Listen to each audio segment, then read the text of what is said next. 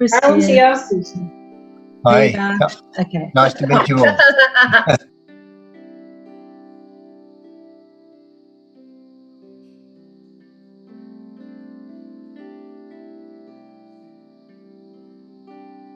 Well, some of the intention initially was that this instrument would be playable by anyone, and that it be simple and very accessible. There's an impetus in my world for people to offer harps for music therapy and for various things, you know.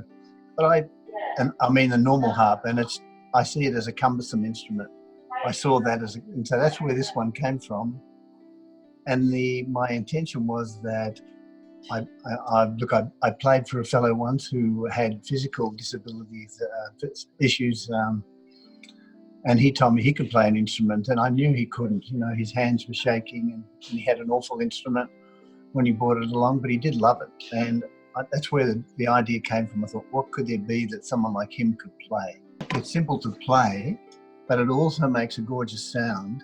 So it's not just a tinkly little toy. This is a serious instrument, but also that it's beautiful and it's round and smooth. And so the intention is that it's a pleasure to have, you know. So people who are short on tactile experiences have got something very special here.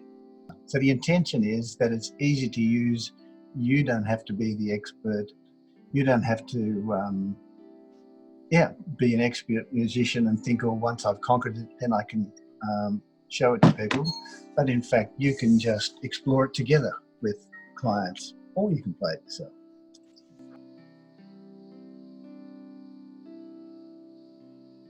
I know you both have had it for a couple of weeks now. How are you feeling? Yeah, how's it gone?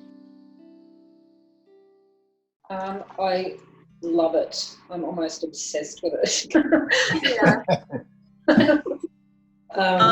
You get 10 out of 10 already. Become a running joke in my family that I won't want to share it. Well, I've loved this harp too from the minute I first heard the first tunes on it. The melody is gorgeous, the sounds are stunning. And I was saying to Katrina, I said, I feel that I become hypnotized by it. Yeah. And very calming. I've been trying to do a bit of meditation during this COVID-19, and I haven't got time. I just haven't got the patience. But I sit there, and that's my meditation. I just play and I just calm down and just, I'm in another world. It's beautiful. Mm-hmm. I was using it with a client, a young boy, he is 6, and I was playing it for him, and he said, oh my gosh, it sounds like a rainbow. So that was really, really lovely too. So. Isn't that great? In a palliative situations, one of the pastoral care workers was telling me, now she doesn't play it, she hadn't played it, she hasn't got much experience of it, but there was a lady who was dying in our hospital and had, you know, she'd been in a palliative section of the hospital for a couple of weeks, and the family were really tired, and the little boy, the family, as the relations came to visit, they were getting more and more tired and frustrated, you know, on each other's nerves. And the palliative care person, a practitioner that I worked with, she took the harp up. She thought it really might be a nice idea. And the little boy who was being really naughty, he'd had enough. She got him involved in it, and he really took a shine to it.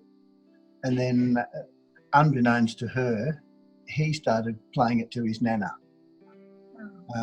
while she was, you know, she was semi-conscious, but he thought he would play something nice for nana, and he was playing music, and it was so touching for the parents to see this happen. You know, I mean, there were so many little stories, and you probably had them already yourself. That's just one. I've had people who are obviously interested, but they don't. They're sort of holding back, you know. And I'd say, look, I'm, you know, look at I've got, you know, for whatever reason, you know, I've got something you might be interested in here. Would you like to hear it? And I'll go, oh no, thanks, I'm fine. And then I would say, well, look, if you hear, that's fine. I'll leave you to in your peace and quiet. But if you hear some music around, it'll be just me. I'll be outside. I'll be playing for somebody else. I just wanted you to know what it was, you know. And then you go outside the door, you know, and then you can have a little tinkle on your own. You can play. And the next time around, they might be more open to think, well, what was that? You've piqued their curiosity, you know. Yes. I wouldn't force it on anybody, but you can do things just out in the passageway or near the nurse's station or something like that, you know. Yes.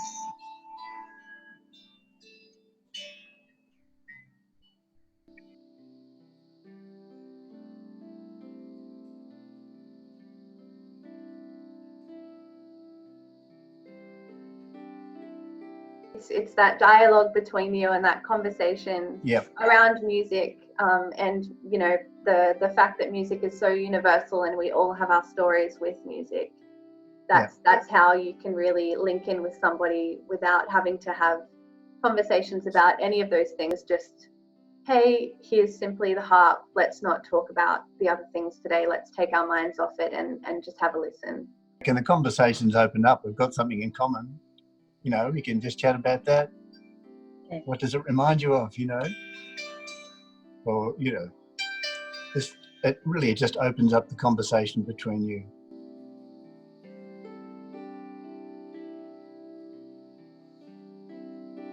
Sometimes it could be a bit much to have somebody come in and play something for you.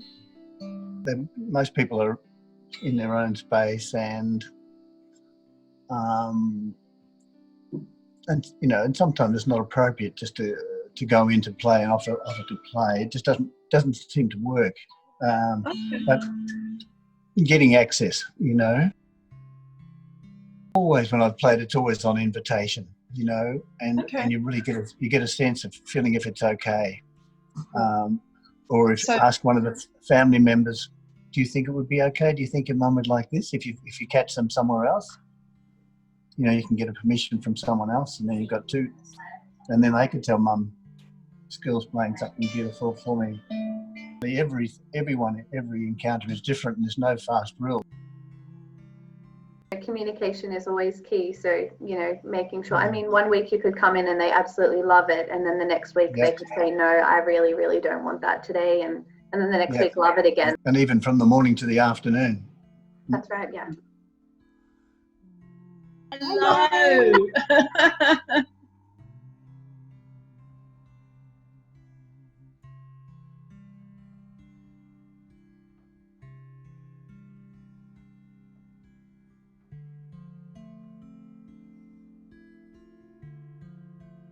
Yeah, good. That's it. Just more, just nice and gentle. Yeah, just keep going. Great. Yep. And then, when you've got that happening, pick your other hand up. And then just pluck the strings on the other side. Yep. Yes. There we go.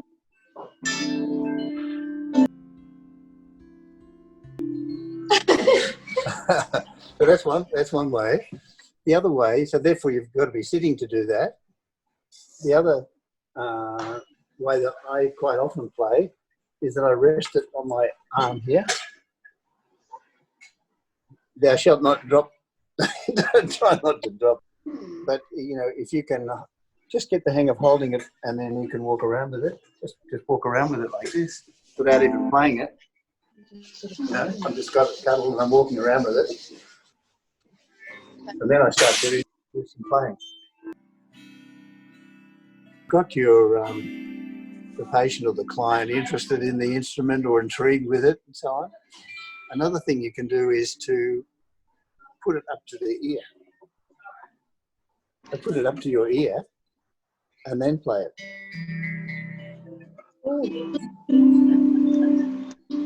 Put your ear right on the timber. Beautiful. That's it. Try that, Claire. Or even the back of it. The back of it. Turn it right over and make it flat. There we are. Try that. Same again. So the possibilities of just experimenting with it, as we said, putting it on your ear, and even just cuddling it. Get someone to cuddle it, you know, and then they'll find that they can pick notes.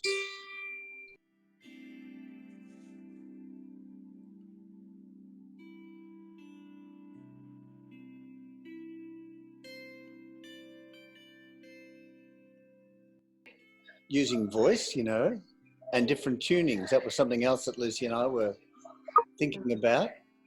And as you said, the tuning is mesmerising, and it's deliberately so. You know, it's deliberately so. That's why I call it the Reverie Harp, because it takes you into this state of reverie by virtue of the fact that it doesn't resolve.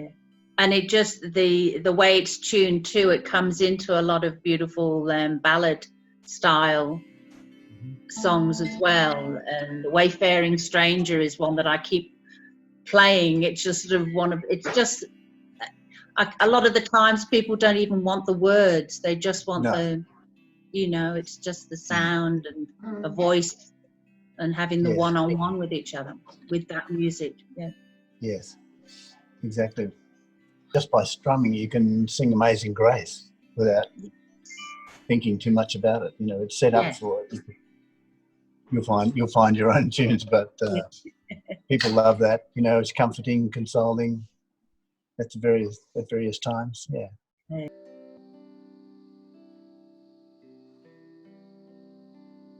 I think often you'll find that people will just start singing.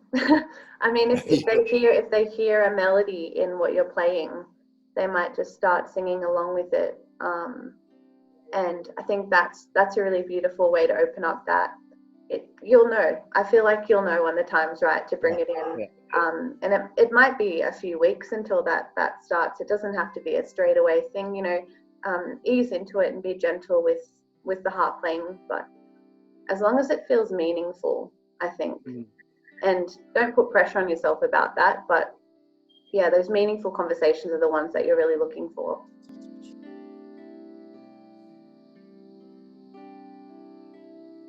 Claire's going to play something for us.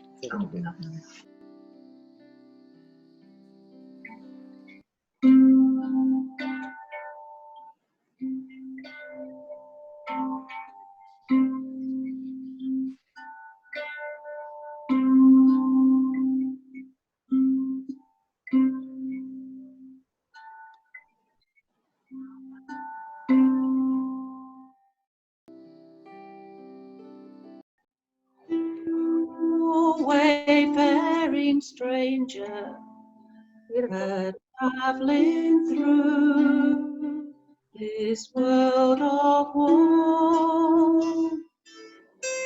Da da da da, la la la la la, da da da da, da da da da.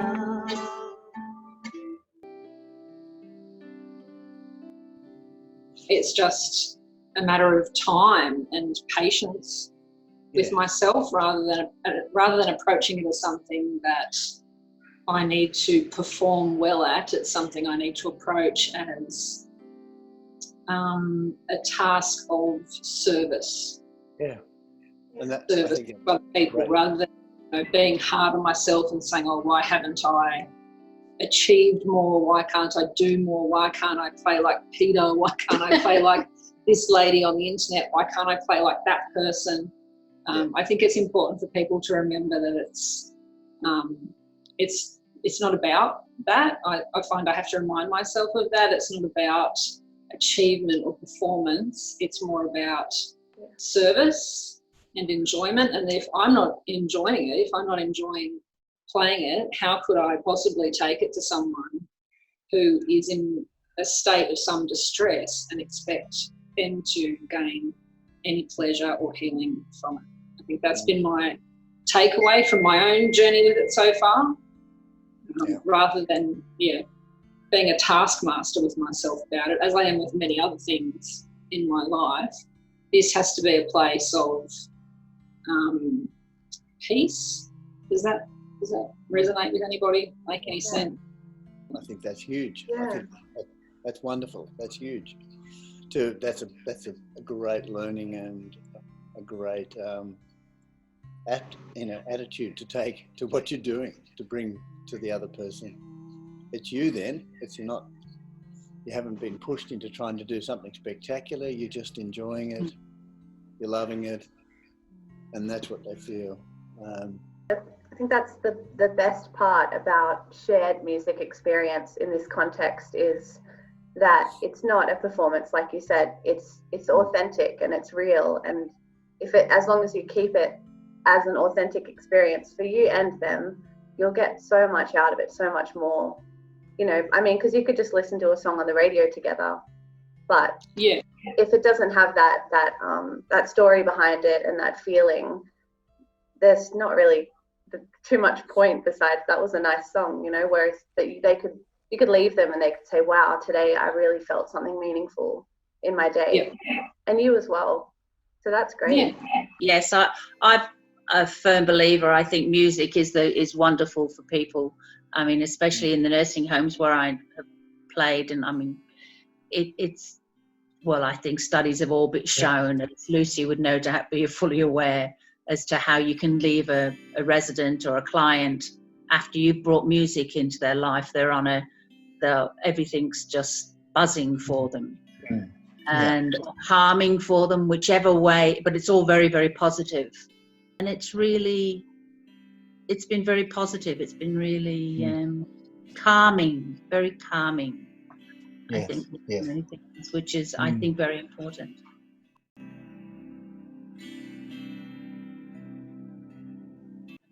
I think at first I was super keen and super excited, and it's been a process of that super keen, super excitedness.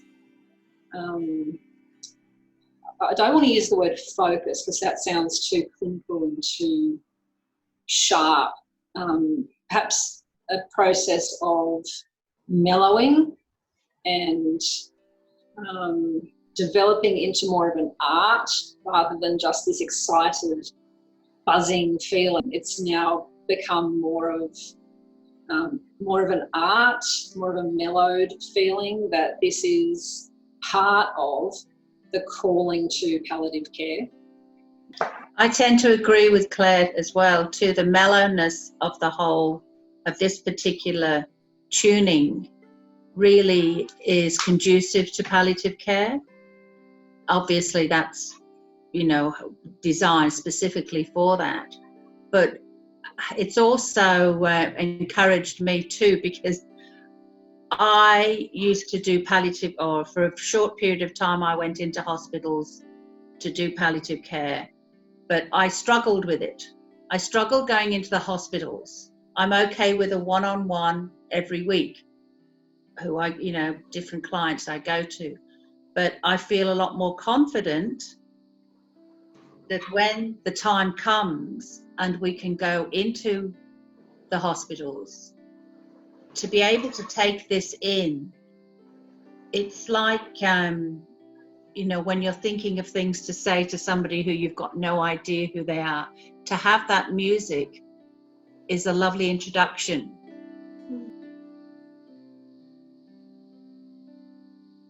If you just trust in yourself and your playing and your practice, you can't go wrong. I don't think there's really any wrong in music, actually. I think as long as you're sensitive in your playing and you're thoughtful about what you're doing, then you'll do great. Yeah.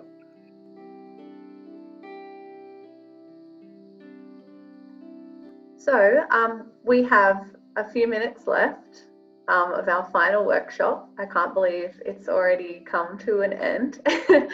I just wanted to say a huge thank you to everybody for being involved in this, and Claire, like you said, really starting something new for palliative care that has been done before, but not at Nepean, not at Blue Mountains in this way. So it is really special that we've started this journey, and I hope that you continue to flourish with it and learn a lot about yourselves and learn a lot about your patients and what music can do for you. Thank you. Well, thank you. It's been a great journey, great learning process. I appreciate it very much. Most definitely. Thank you very much for everybody's work into this, and to opening up for Peter to explain how it all works has been absolutely wonderful. And it can, yes, who knows where it'll take us. And also as Lucy was speaking, I think you were already flourishing, you know, from where you've been and just relaxing into it now. You know, there's a flourishing in that it's just relaxed, and now you're being yourself with it, exploring it, you know, offering it to others. That's perfect. I couldn't want more than that.